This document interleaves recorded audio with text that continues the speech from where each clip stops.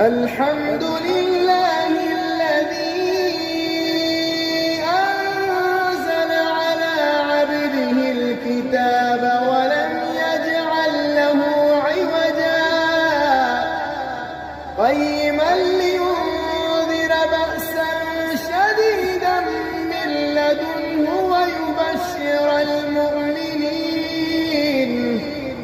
ويبشر المؤمنين الذين يعملون الصالحات أن